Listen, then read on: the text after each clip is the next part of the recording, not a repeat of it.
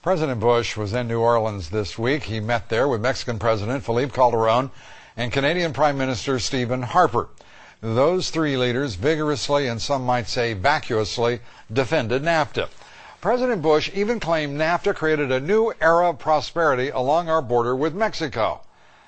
Well, as Casey Wyan now reports, the reality, as it often is with this president, is very different.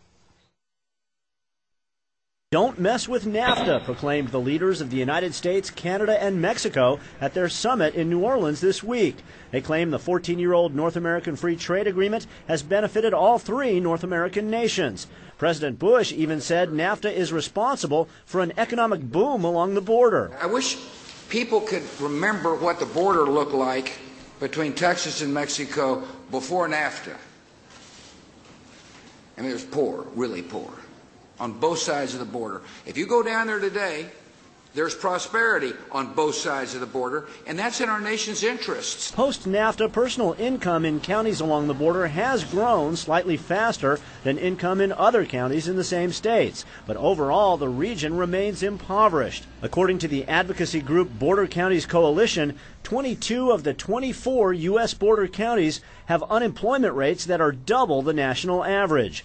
Without prosperous San Diego County, border counties would rank last in per capita income and last in unemployment if they were considered a 51st state. The group also says more than 500,000 children, or 27% of the youth population in border counties, live in poverty. People who say let's get rid of NAFTA as a throwaway political line must understand this has been good for America. The president warned that scrapping NAFTA would increase illegal immigration, a threat echoed by Mexican President Felipe Calderon. It would be a sudden loss of economic opportunities that would lead to even greater migratory pressure with the United States. Supporters of NAFTA say it's needed to remain economically competitive with Asia and Europe.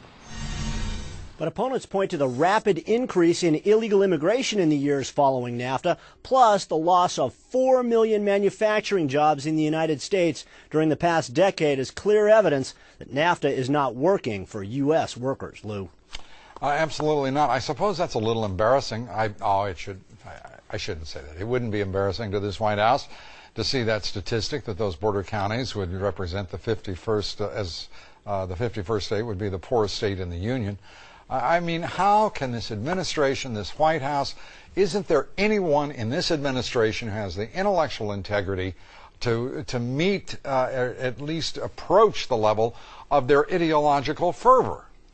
Yeah, perhaps their definition of prosperity is a little bit different than yours and mine, but given these economic statistics we just reported on, and given the drug cartel violence that's spilling across both sides of the border, it's hard to, to support the argument that the border region is prosperous by any stretch of the imagination. Yeah. I'll give Stephen Harper, the Prime Minister of Canada, a pass, but to see President Bush and President Calderon laughing about the state of the quality of life along that border, when we have a State Department warning out on the border for Americans, when we have still Mexico sending across that border the highest percentage of our methamphetamines, cocaine, marijuana, and heroin coming into this country.